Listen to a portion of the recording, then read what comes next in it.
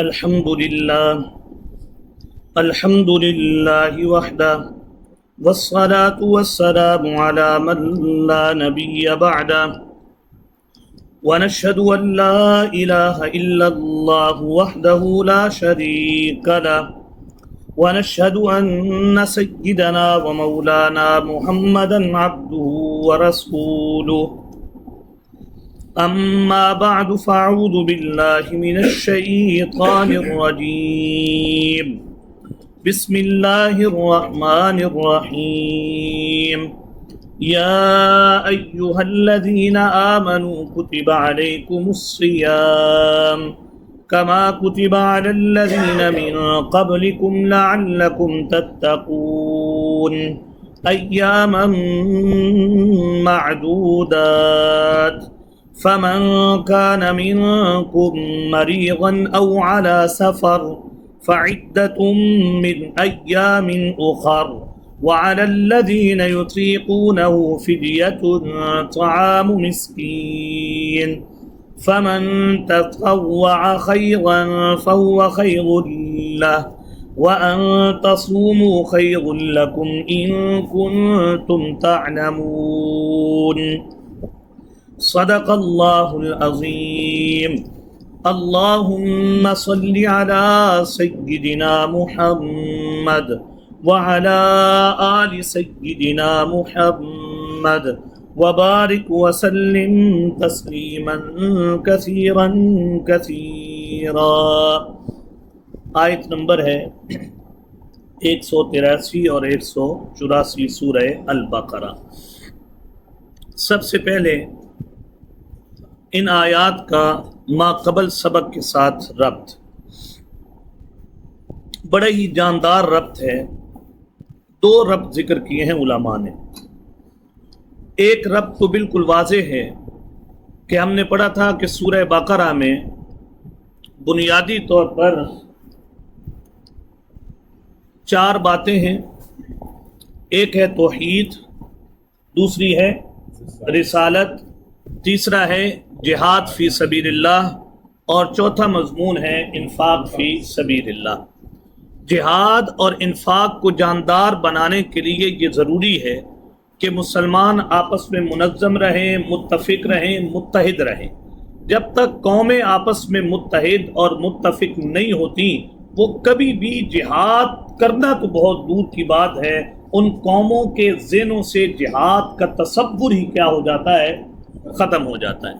جیسا کہ اب ہمارے ہاں ہے، آپس کا جدال، آپس کی جنگ، آپس کی نفرت اتنی عروج پر ہے کہ قرآن کی بات سچ ثابت ہو رہی ہے کہ مسلمانوں کے ذہنوں سے جہاد کا تصور کیا ہو گیا؟ ختم ہو گیا۔ یہ ہو ہی نہیں سکتا جہاد جب تک کہ امت مسلمہ آپس میں متفق اور متحد نہ ہو۔ دوسرا چوتھا بنیادی مضمون تھا انفاق فی سبیل اللہ۔ اللہ کی راہ میں خرچ بھی وہی انسان کر سکتا ہے اعلاء کلمت اللہ کے لیے، اور وہی فیملی کر سکتی ہے، وہ معاشرہ کر سکتا ہے جو آپس میں منظم بھی ہو، متحد بھی ہو اور آپس میں متفق بھی ہو۔ آپس کے اتحاد اور اتفاق کو باقی رکھنے کے لیے سورہ بقرہ میں 15 امور انتظامیہ ذکر کیے گئے ہیں۔ کتنے امور انتظامیہ ہیں؟ جن میں سے پہلا امور انتظامیہ میں سے امر ہم نے پڑھ لیا، اگر تم اس چیز کا خیال رکھو گے تو تم منظم بھی رہو گے، متحد بھی رہو گے، متفق بھی رہو گے، اور تمہارے لیے اعلاء کلمت اللہ کے لیے جہاد بھی آسان اور مال خرچ کرنا بھی کیا ہوگا؟ آسان ہوگا۔ ان میں پہلا امر پڑھ لیا جو بڑی ہی اہمیت کا حامل تھا۔ مجھے کہا گیا پچھلے سبق میں، اس کے بڑے اچھے اثرات بھی الحمدللہ آئے۔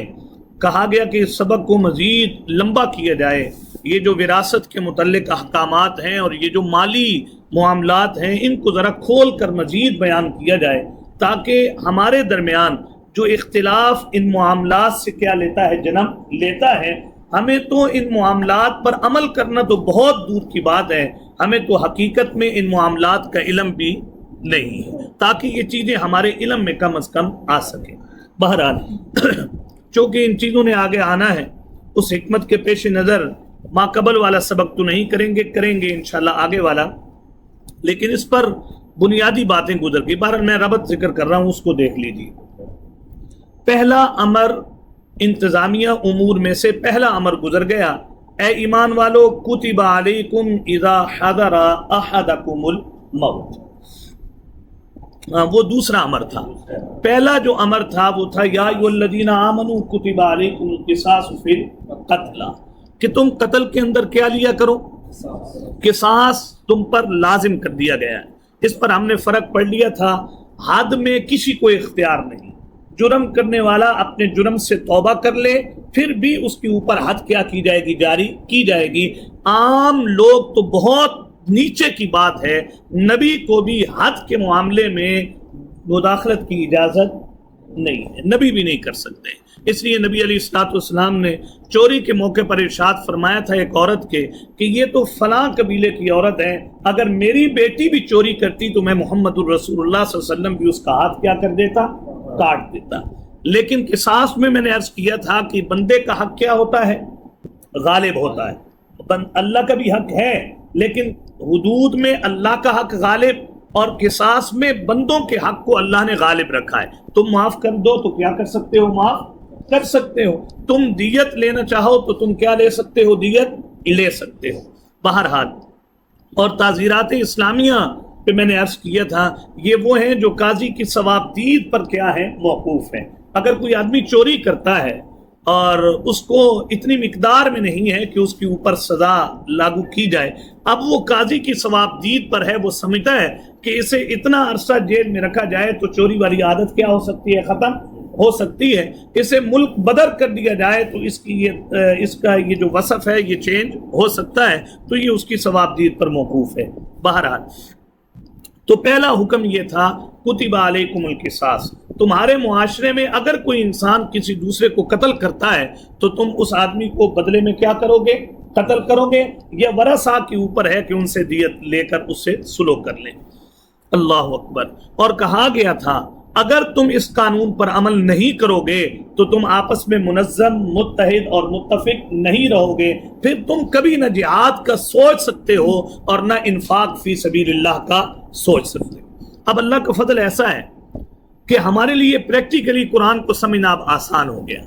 हमारी सोसाइटी में ये चीज़ नहीं है, किसास है हमारी सोसाइटी में, कोई दियत का तसव्वुर है जैसे है, अब वो चीज नहीं है। तो आप देख लीजिए कि हमारे मुआशरे से उम्मत मुस्लिमा कट रही है, पिस रही है, और इतने मजालिम ढाए जा रहे हैं कि शायद पहले तारीख में कभी ऐसा ना हो। लेकिन हमारे अंदर से जिहाद का तसव्वुर भी ख़त्म है और इन्फाक का तसव्वुर भी क्या है, ख़त्म है। उसकी बुनियादी वजह ये है कि उमूर इंतजामिया पर अमल नहीं होना, तो फिर जिहाद और इन्फाक तुम्हारी जिंदगियों में आना ही नहीं है।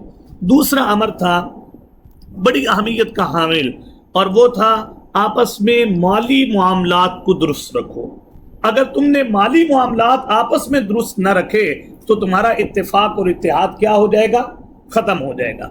उन माली मामलात में एक आयत थी कुतिबा अलैकुम इज़ा हदरा अहदकुमुल मौतु, तुम में से किसी पर अगर आसारे मौत अगर आने लगे तो उसे चाहिए कि अपने माँ बाप के लिए क्या कर दे, वसीयत कर दे। भाई समीर साहब ने सबक सुना है, इसमें उन्होंने सारी बात जिक्र भी कर दी है कि एक ताइफे के मुताबिक ये आयत क्या हो चुकी है, मनसूख हो चुकी है। विरासत के कवानीन से पहले लाजिम था अपने माल में से वसीयत करके मरना है तुमने, मेरे माँ बाप कभी महरूम न रहे, मेरे माँ बाप मेरे बाद मुहताज न रहे, मेरे माल में से मेरे माँ बाप को क्या दे देना, इतना दे देना। वल अक़रबीन, और मेरे ऊपर चूंकि एक जिम्मेदारी थी रिश्तेदारों की भी, और मुझे तो कहा गया था व आति ज़िल क़ुरबा हक़्क़हू, तुम पर लाजिम है कि तुम अपने रिश्तेदारों का हक क्या करो, अदा करो। इसलिए मैं अगर मर भी जाऊं तो मैं तुम्हें वसीयत करके जा रहा हूं कि जिन रिश्तेदारों का हक मुझ पर है, मेरे माल में से इतना मेरे रिश्तेदारों को क्या कर देना, दे देना।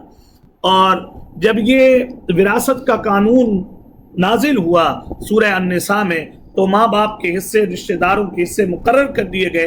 तो जिन जिन के हिस्से मुकर्रर हैं अब उनके बारे में वसीयत हो नहीं सकती, वो वसीयत ख़त्म है। लेकिन एक इस पे बात बड़ी मैंने आपको सुनाई थी हज़रत मौलाना उबैदुल्लाह सिंधी साहब रहमहुल्लाह के हवाले से, कि वो ये फरमाते हैं कि मुझे अपने हालात देखकर ये पता चला कि कुरान की ये आयत मनसूख नहीं है। اس لیے کہ میری والدہ کیا تھی؟ غیر مسلم تھی. اب میں مسلم تھا.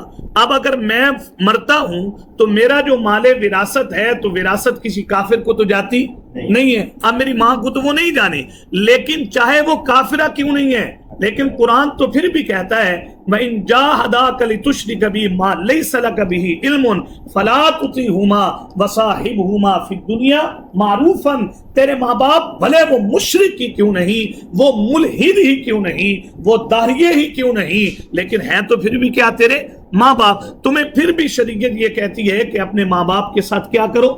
اچھا کرو. اب دیکھ لیجئے کہ ماں باپ کا حق کیا ہے.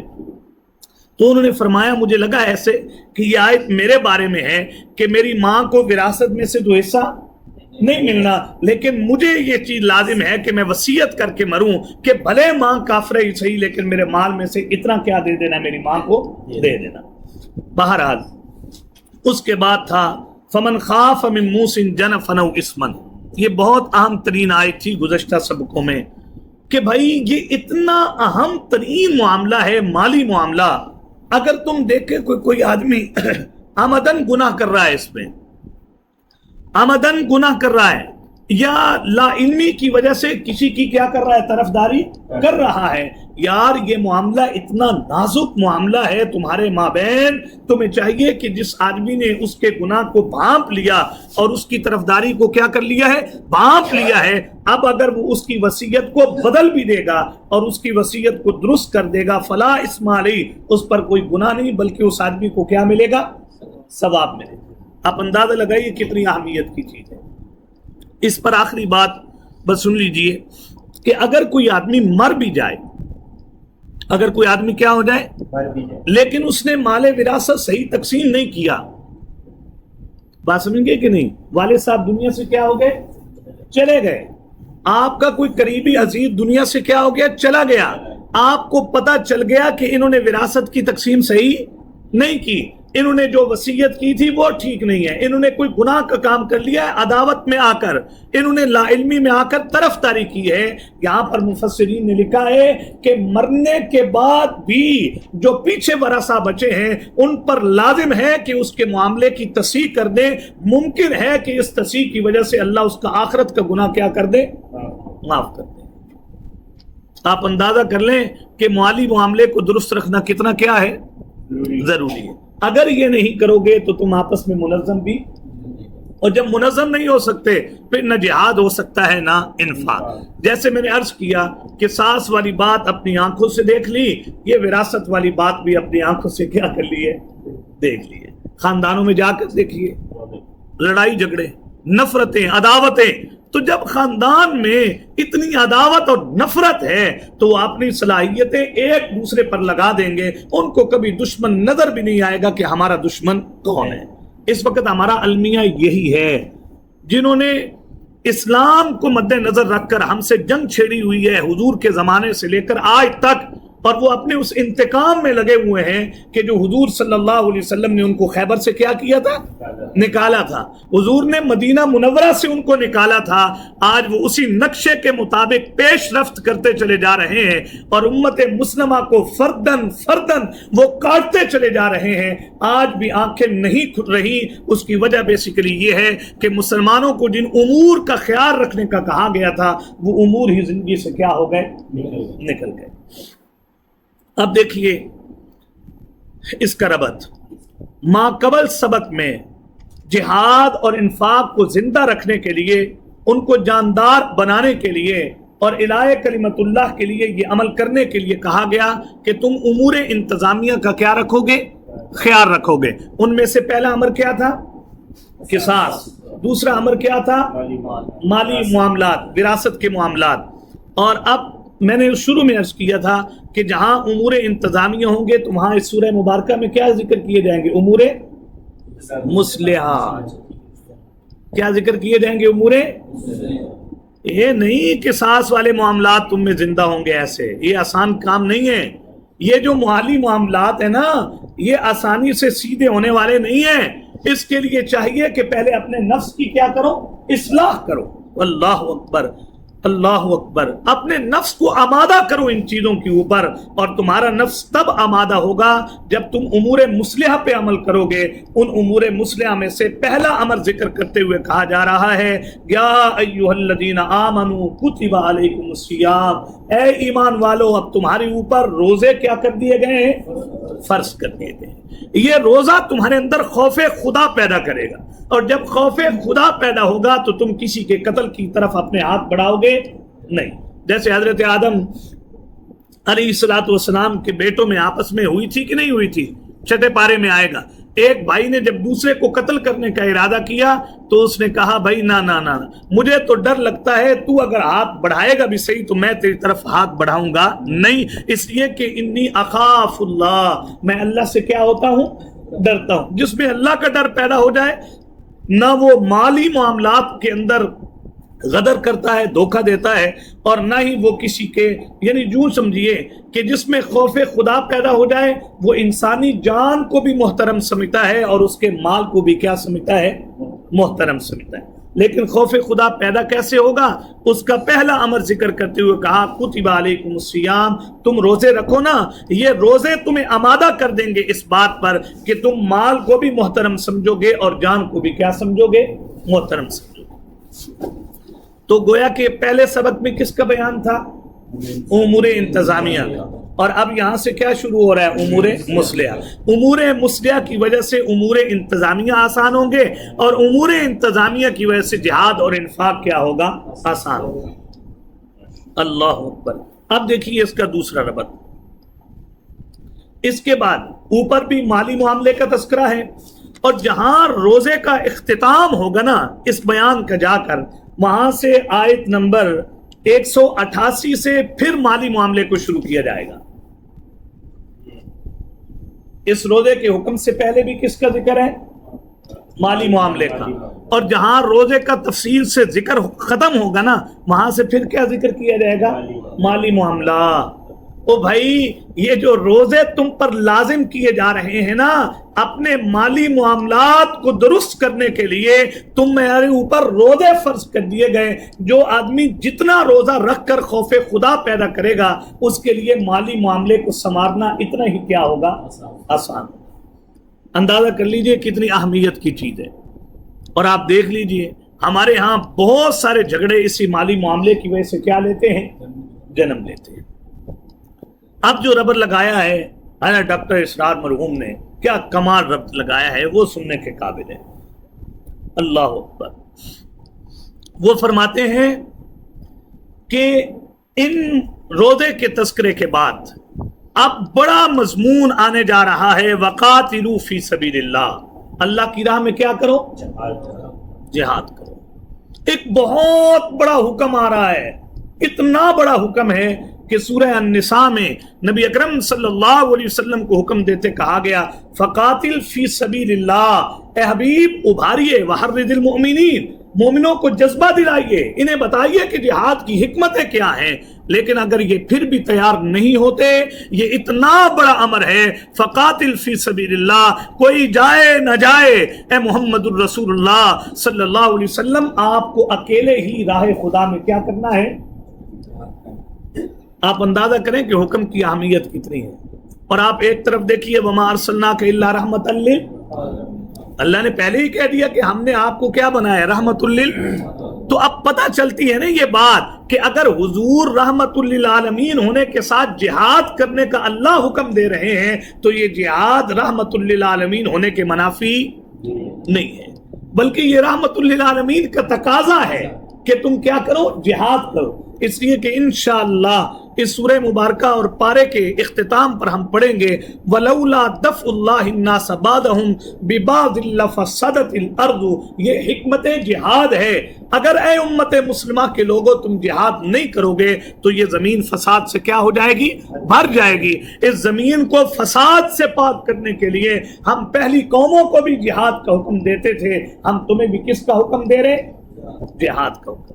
अब यकीन मानिए, बोलने से मुझे भी अंदाजा हो रहा है और सुनने से आपको भी अंदाजा हो रहा है कि हम किस अमर के बारे में पढ़ रहे हैं, जिसका तसव्वुर और जिसका तज़किरा ही आज के दौर में क्या हो चुका है। کہاں جہاد کا تصور ہے، کہاں جہاد کا تذکرہ ہے؟ زندگی رہی تو آپ اس کے بارے میں انشاءاللہ پڑھیں گے۔ میں کہتا ہوں کہ دو صورتیں، سورہ الانفال اور سورہ توبہ، خوش قسمتی سمجھیے یہ جو مرضی سمجھیے، نہ چاہ کر بھی ہمارے سکول کے نصاب میں یہ دو چیزیں کیا ہیں؟ موجود ہیں۔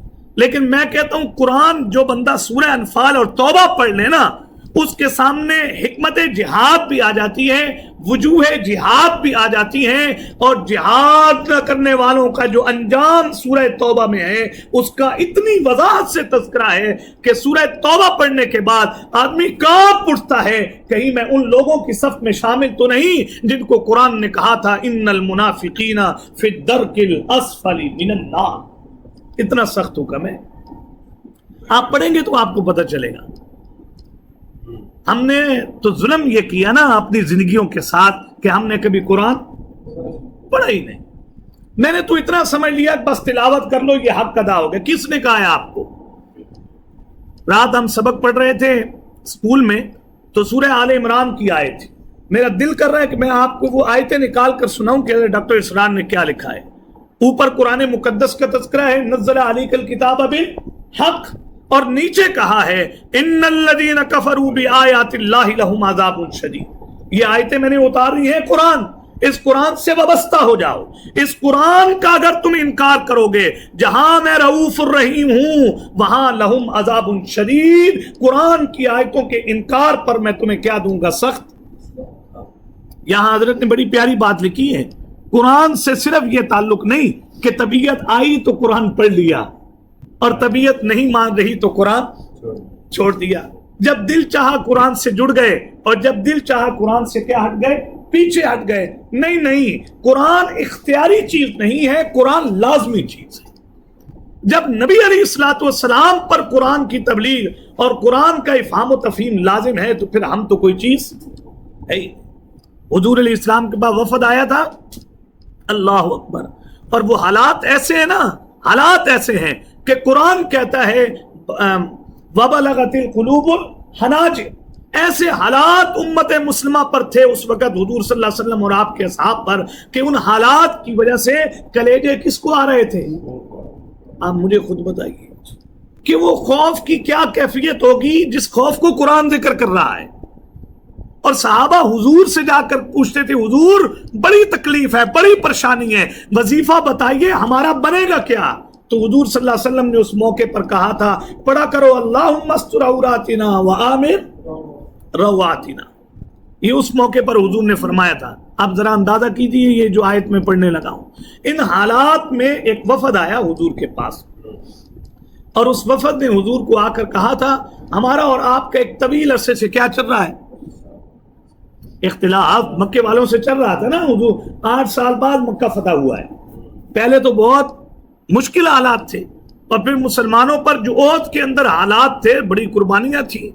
حضور صلی اللہ علیہ وسلم صحابہ کہتے ہیں کبھی نہیں اتنا دیکھا حضور کو روتے ہوئے جتنا آپ کے چچے کے بدن کے جو حالات تھے، حضور ان کو دیکھ کر کیا ہوتے تھے؟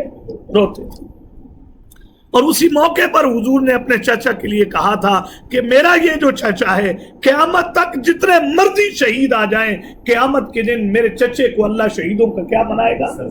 سردار بنائے گا۔ اتنے مشکل حالات تھے۔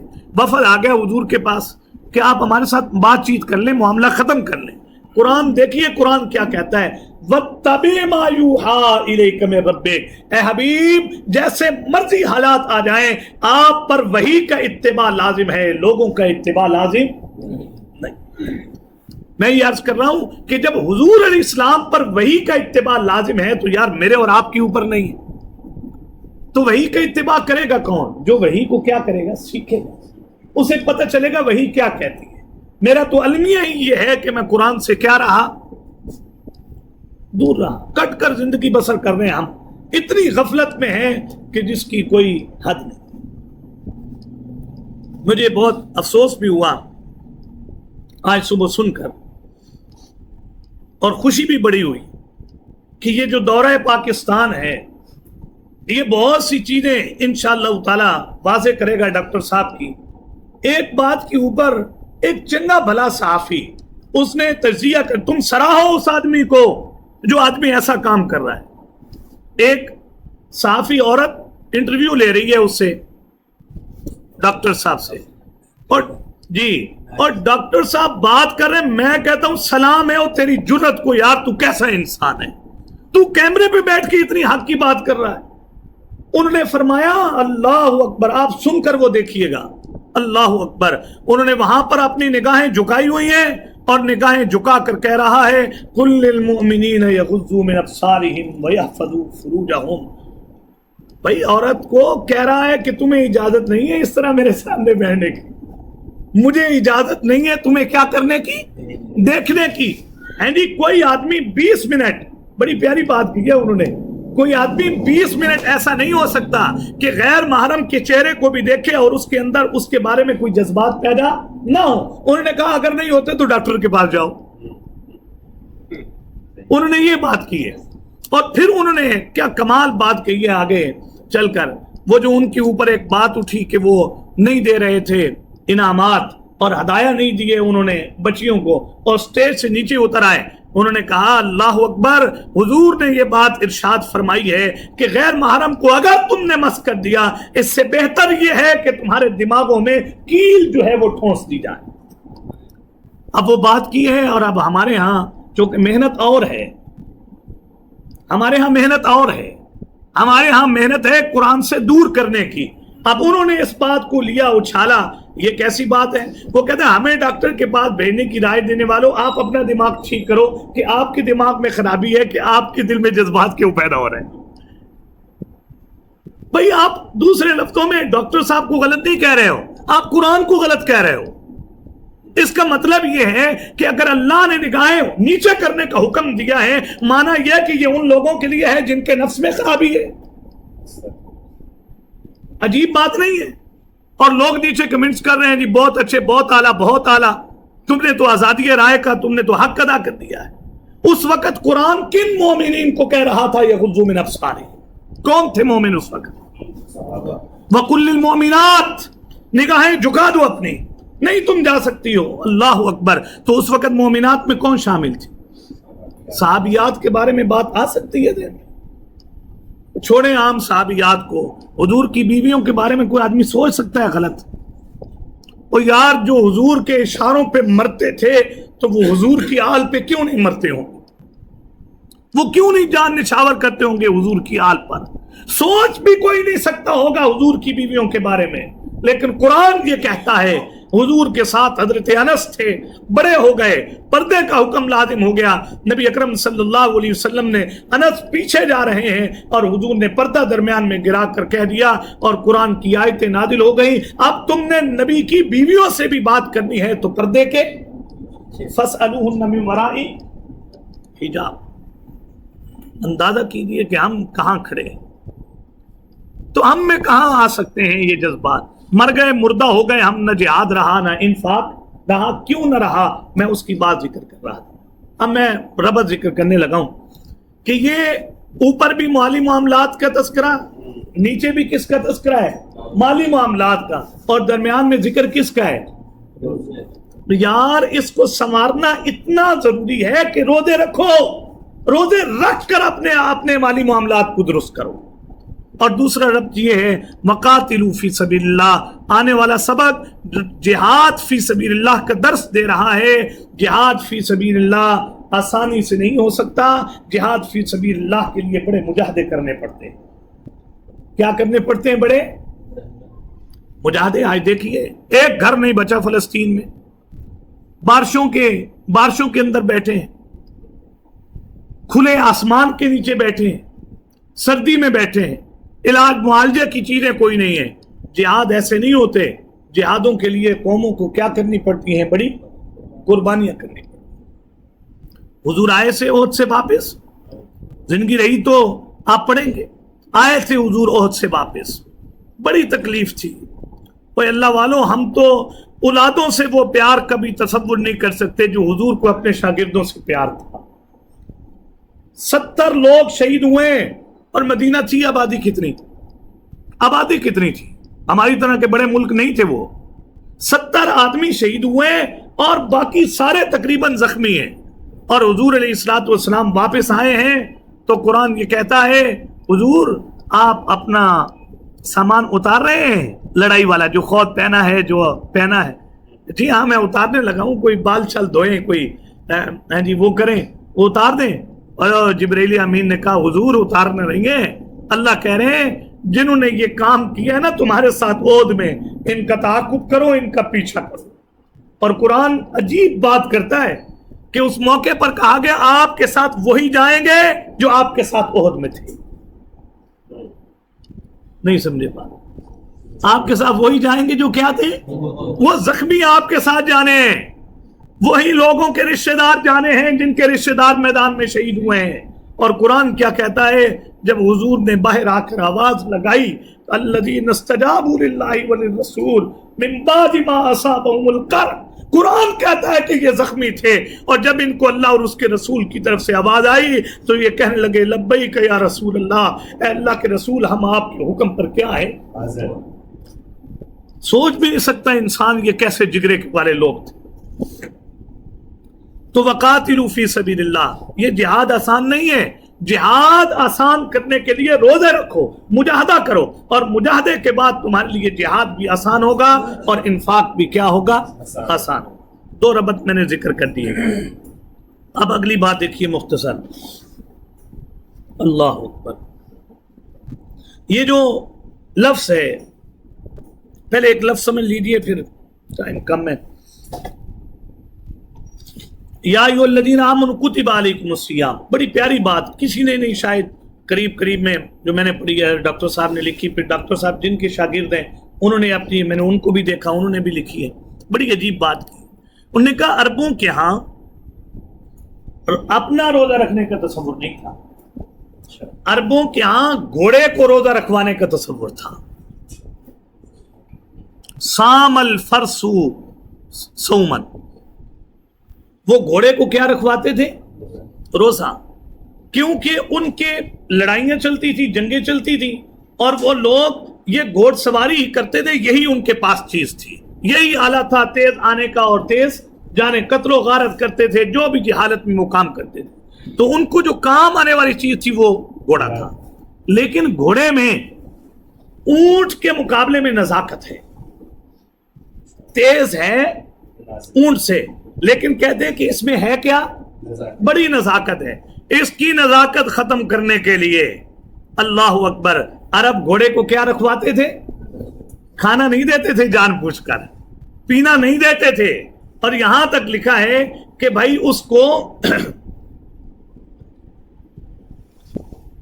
رہ رہا ہوں وہ جو چیز ہے نا دیوار پر اسے باہر پھینک باہر ہاں کوئی چیز پھینک کے باہر جوتے ہی لے لو نا یا کوئی چیز لے اچھا نہیں یہ نہیں آتا مینو بھی ڈر لگا ہے تسی تے شیئر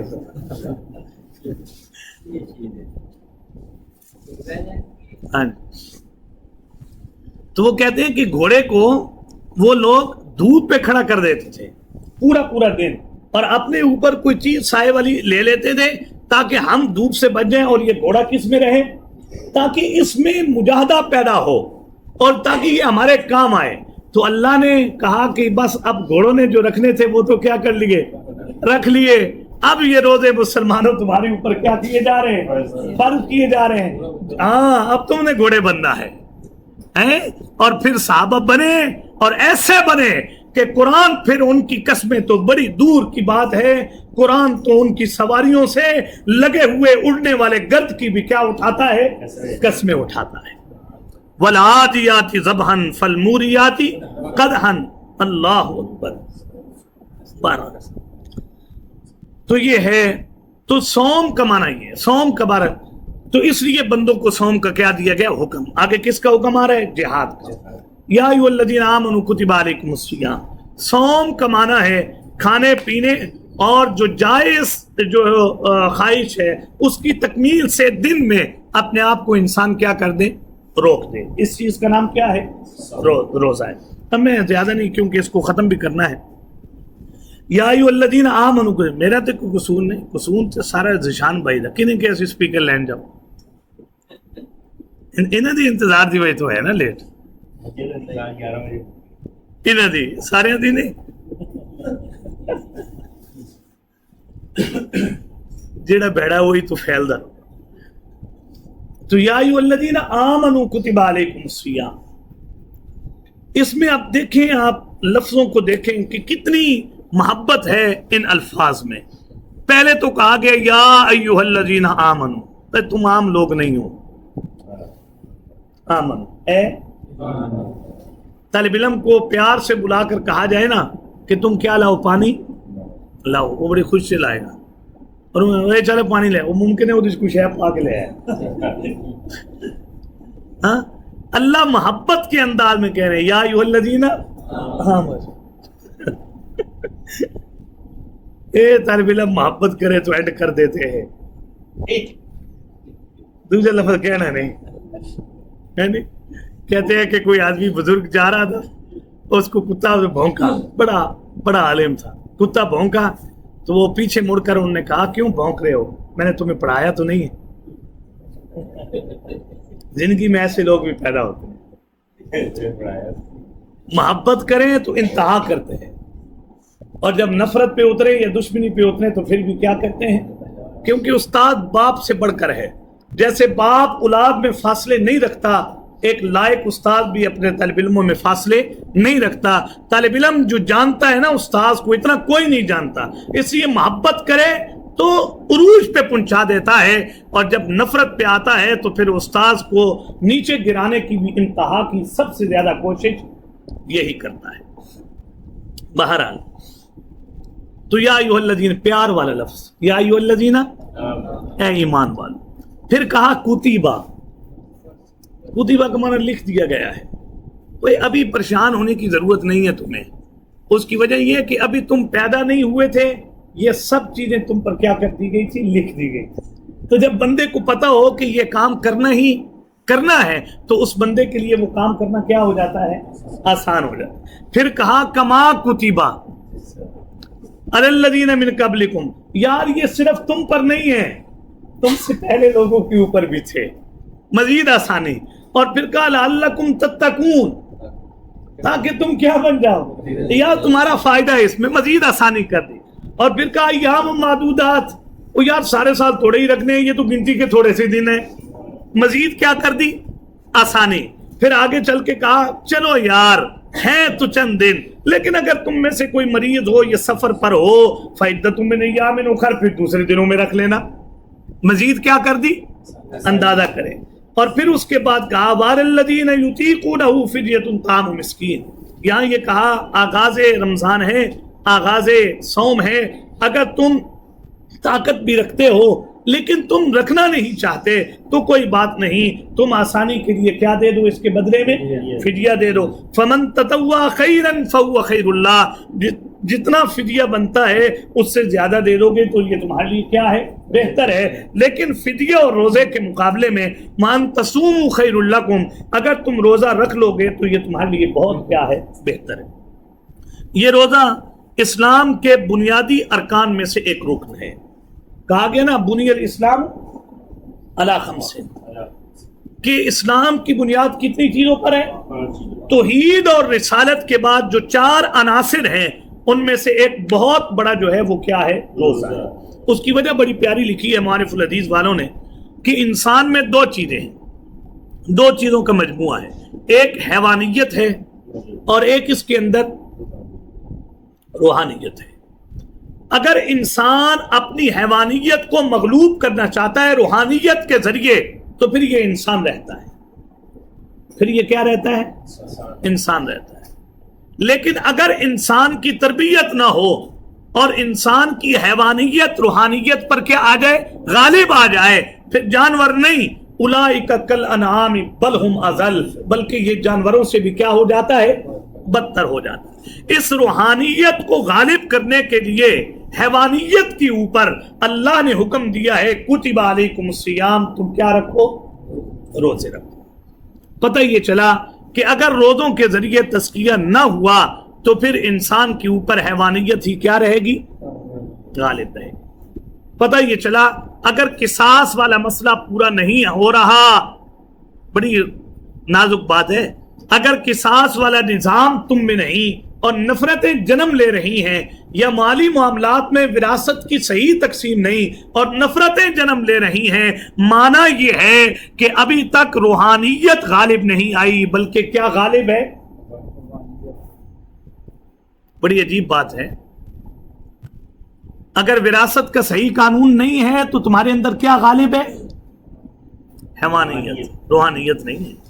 اگر تمہارے ہاں قصاص کا نظام نہیں ہے اور اختلافات جنم لے رہے ہیں، یہ کیوں ہو رہا ہے؟ اس لیے کہ تمہارے اندر روحانیت نہیں ہے، حیوانیت کیا ہے؟ غالب۔ اب دیکھ لیں پھر کہ ہم کس درجے میں۔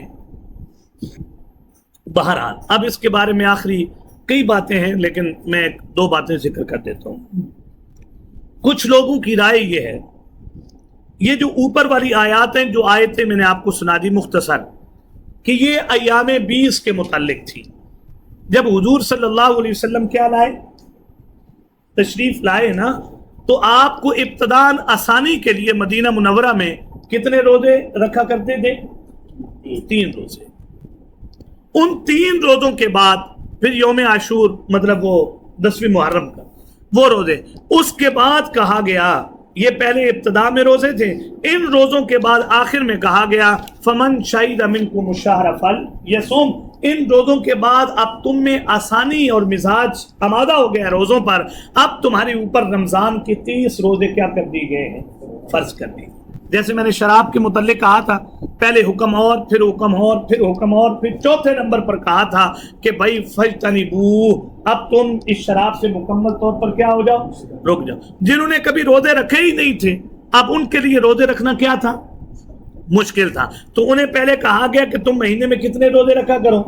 3۔ اب جب وہ عادی بن گئے نفوس، تو پھر بعد میں کہا کہ اب تمہارے اوپر رمضان کے روزے کیا کر دیے گئے؟ فرض۔ ایک مطلب یہ، اس کی دلیل یہ ہے موٹی سی، وہ کہتے ہیں کہ اس میں ایام معدودات کا لفظ ہے۔ کیا لفظ ہے؟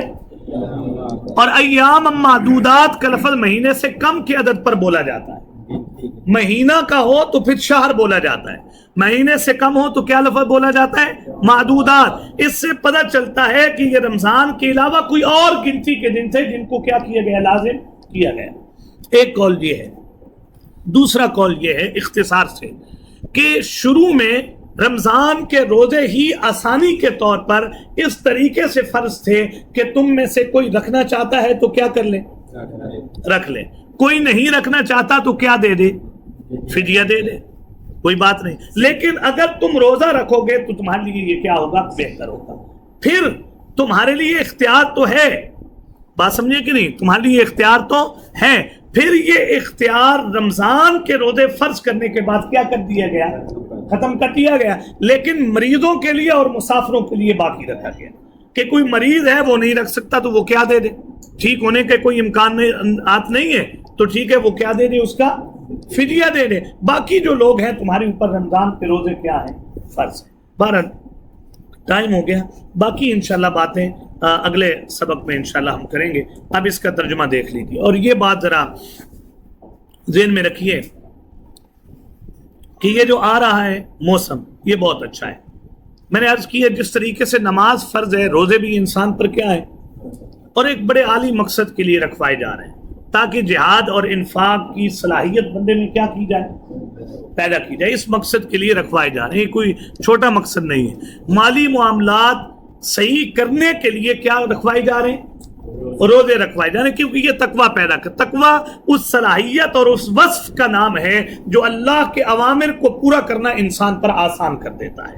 وہ وصف پیدا کرنے کے لیے تمہیں کہا جا رہا ہے کہ تم کیا رکھو، تو یہ کوئی چھوٹا مقصد نہیں ہے، یہ بہت بڑے مقصد کے لیے تمہیں کیا رکھوائے جا رہے ہیں؟ روزے، تاکہ تمہارے نفس کی کیا ہو؟ اصلاح ہو، امور انتظامیہ پر عمل کیا ہو؟ آسان۔ اور جب امور انتظامیہ پر عمل آسان ہوگا تو جہاد بھی آسان اور انفاق بھی کیا ہوگا؟ آسان۔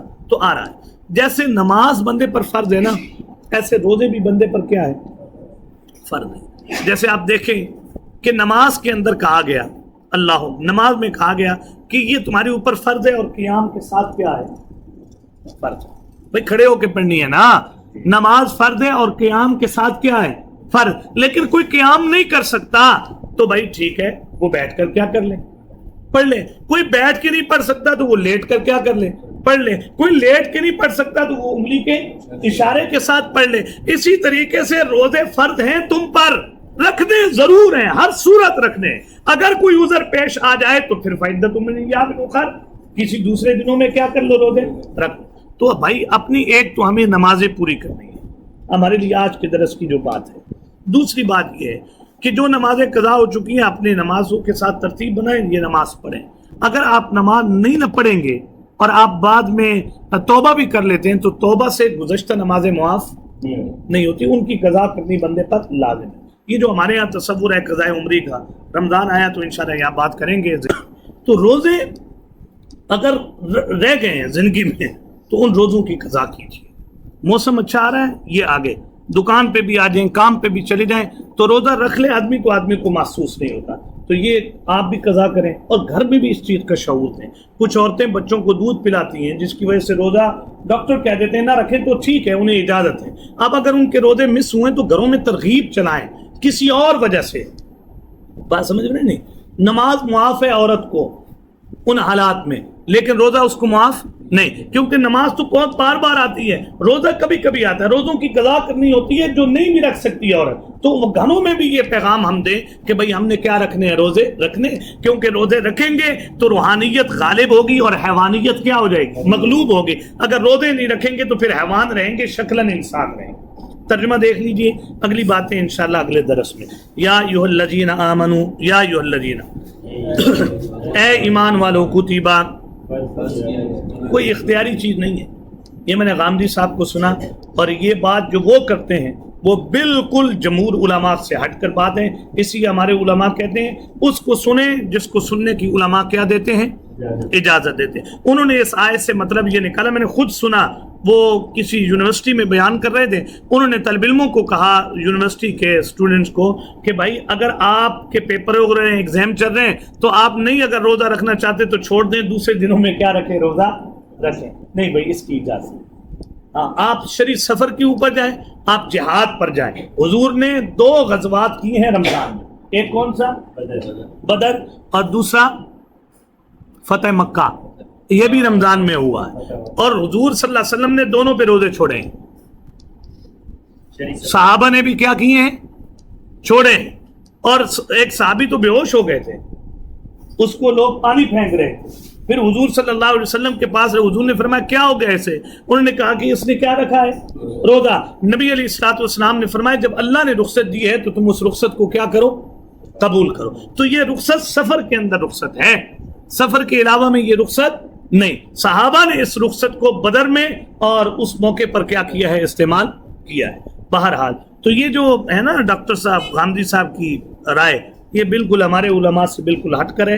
اس لیے یا ایھا الذین آمنوا, ہاں, کتب علیکم, فرض کر دیے گئے تم پر, الصیام, روزے, کما کتبہ, جیسا کہ فرض کر دیے گئے, علی الذین, ان لوگوں پر, من قبلکم, جو تم سے پہلے ہوئے ہیں, لعلکم تتقون, تاکہ تم کیا بنو, متقی. یہ بڑا عجیب, انشاءاللہ اگلے سبق میں کریں گے, لمبی ہو جائے گی بات. ایام معدودات, یہ گنتی کے چند دن ہی تو ہیں.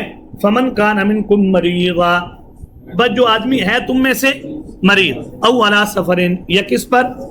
تو اس آیت کے متعلق میں نے بتایا یا ایام بیض یا شروع رمضان میں جو رخصت تھی, یہ 2 آیتیں اس کے متعلق ہیں.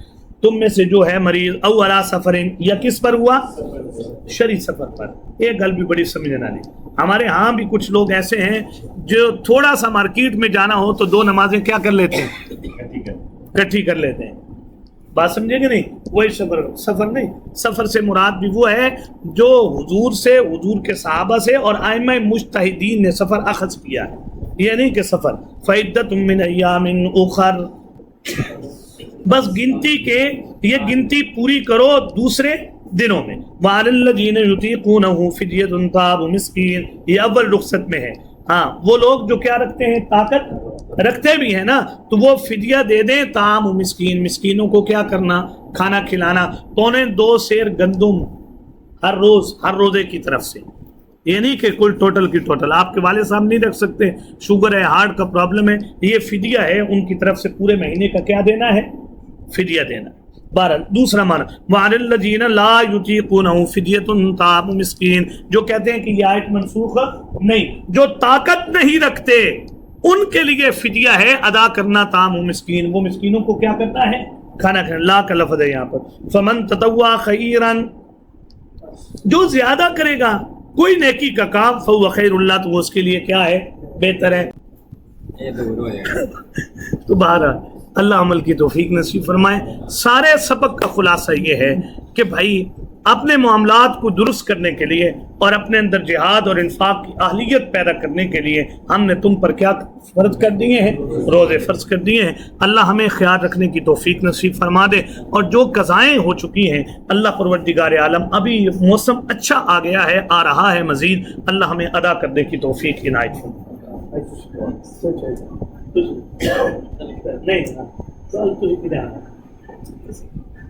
تھانوں کہ ادھر سے ہونا بھی ڈبا آنا ہے، تسی بھی کہاں ہی آئے دعا کرا دو۔